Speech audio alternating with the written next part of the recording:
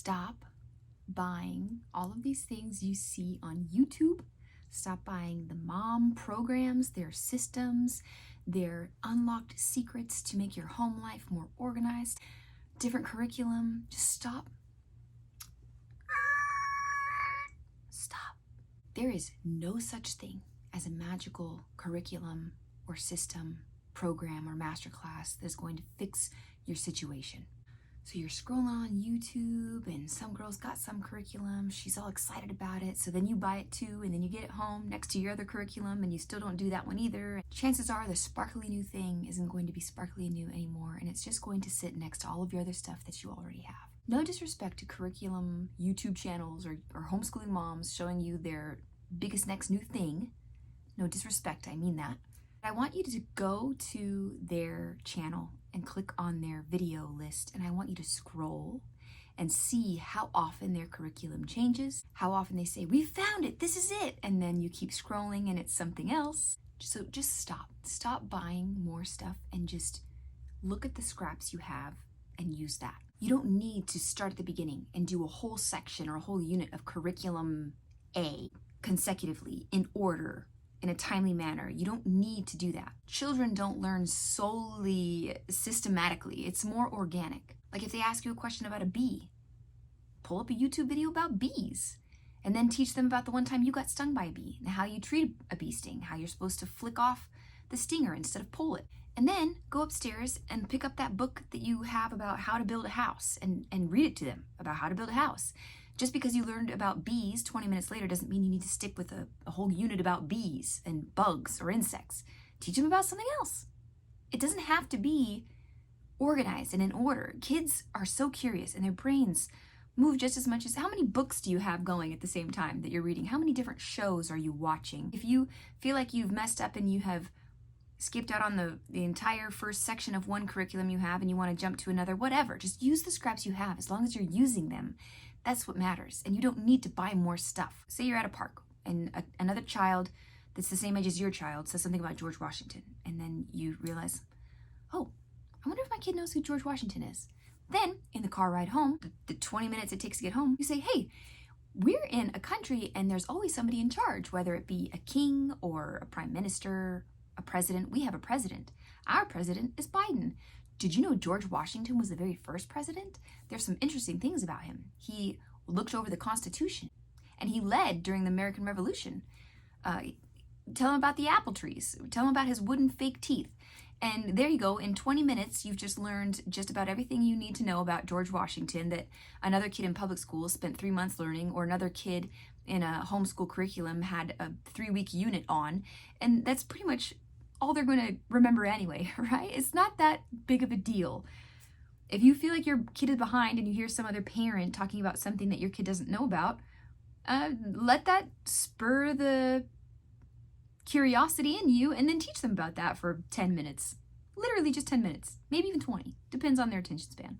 And even if you did have a curriculum, I bought ABC curriculum, and I have started it from the beginning and I did it all the way to the end. You're still gonna miss things. Life is a learning experience. It's a lifetime of learning. They're likely not even going to retain a lot of what you just did in that curriculum unit. So if you just take what you have and teach them as much as you can about random things you know and about the books you have, or half books of curriculum you have laying around the house, just relax. Stop buying all the curricula. Then you've got this feeling of drowning sometimes. And we're going to get into talking about how there's so many moms out there, go you, that are trying to make you buy a masterclass or a system, secrets to how to get things done, how to manage your home, how to hustle while your kids are sleeping or whatever. Don't buy it. Don't buy it. First of all, the hardest period of my life was when I only had 3 kids actually, and the ages were 2, 1, and baby. That was the hardest period of my life. And I was, you're nap trapped, you're scrolling Instagram, and you see all of these people portraying this idea that they have some kind of system down that allows them to have the house just immaculate. They've got everything perfect. Even them, not even just curriculum moms on YouTube, but even these system moms will tell on themselves because they'll come back on their social media and they'll be like, I got a new system that works even better than the last, even though you bought the last. Do you see what I'm saying? Look at what's happening. They're continually learning and changing and growing because there is no fit system. There is no fix for it. What is working for them, and they're changing and adapting and growing just like you ought to be. You don't have to spend money on their program or on their system. Not only that, but falling into this idea that you need some kind of system or program in order to keep your house in order puts a lot of pressure on you and makes you feel like you shouldn't have laundry building up, when there is definitely a season in motherhood, especially, and I'm talking about the season when your children are just very, very small and it's almost impossible to even survive on a day-to-day basis. You feel like you're drowning constantly. You can't keep up. But that's what the season is supposed to be. You're not supposed to have a system to conquer it all while your children are that dependent on you. You need to give yourself some grace. Let the laundry build up. Hold on to the baby. Even if you're able to put the baby down for a nap, don't. Hold on to the baby. Ask any older mom what she wishes that she could do. And it's not wishing that she could have had the house more organized. It's wishing that she could hold the baby again.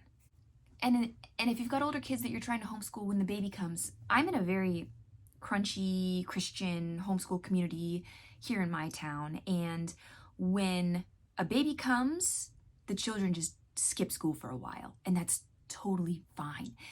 The snuggles that they get, watching how hard it is to care for a baby, connecting with the new baby, playing with the new baby, holding the new baby, feeding the baby milk, that is so much more impactful than the math flashcards. Take the new baby and watch the kids go play outside and just forget about school. This is what people have been doing for a lifetime. You think some of the greatest inventors in our history were not subject to school 8 a.m. to 2 p.m. every day. No, they were outside playing. They were coming inside helping mom. So when you've got these moms selling you these systems, it makes you feel guilty, like, well, is there something wrong with me since I can't keep up with the laundry? Now that I've got this newborn or this 1-year-old and this 2-year-old, I feel like I'm drowning. You are, and that's okay. You don't need to buy a system to fix that. There's nothing to fix. There's nothing wrong. These moms that are selling you these things are constantly changing their systems because it's not working. Nothing works. It's the grace. Give yourself grace. God gives you grace. Have your family give you grace. Slow down and just love on the babies that are in front of you. Get in school while you can. During that season of drowning, when there's a new baby in the house, drown. Relax and drown. Don't do school. Let them play. Let them help you with the baby. And then as you get some time, baby's naps are getting longer, I'm going to work on some of this curriculum I've got. I'm not going to buy new stuff because the stuff isn't the problem. It's the constant obstacles in life, moving, new jobs, new siblings.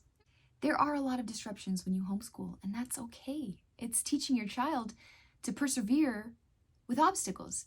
It is not realistic to send children into the public school for 8 hours a day with no disruptions, being able to focus on the task at hand. When they get into real life, not to say that that will impact them in a bad way, a child pursuing a home education is going to have the opportunity to understand what it's like to overcome disruptions and obstacles and things that get in the way. It's a more realistic approach to education because education is lifelong. So really having a child learning with no interruptions at all isn't a reflection of reality. So stop feeling like you have to be on top of it. Buying someone's system is not going to do your laundry. Buying a new curriculum is not going to teach yourself to your children. Accept that there's a season of life that you're drowning, and that's okay. It's a good season to be in. Don't feel like you have to keep up. Just hold the baby. Let the laundry go. No system's going to fix that. Adding more math manipulatives isn't going to teach your child the math. You don't need a system to teach you how to hustle. Your problem is that you're looking for some secret formula or motivation, when the fact is you just need to get off your phone and do it. The answer isn't a new thing to buy. The answer is self-discipline.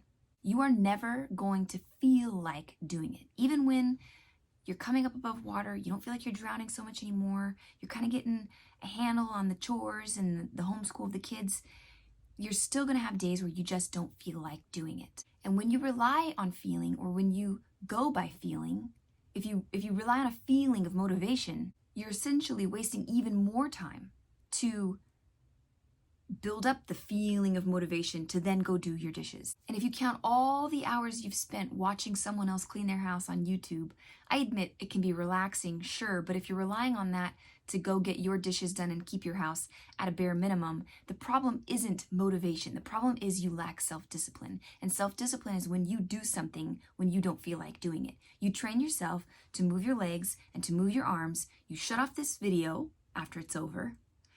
You don't watch another video. You just put the phone down, and you even say to yourself, I don't really want to do this. I don't really want to do this. Get it out. I don't want to do this. Just say it to yourself. I don't want to do this.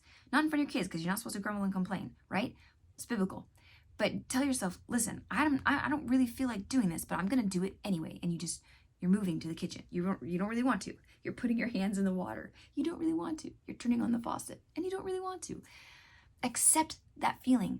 I have this feeling that I don't want to do this, but I'm going to do it anyway. That's self-discipline. So instead of relying on systems or motivation or feelings, accept that you're never going to want to do it. Once you've conquered self-discipline, pray about it.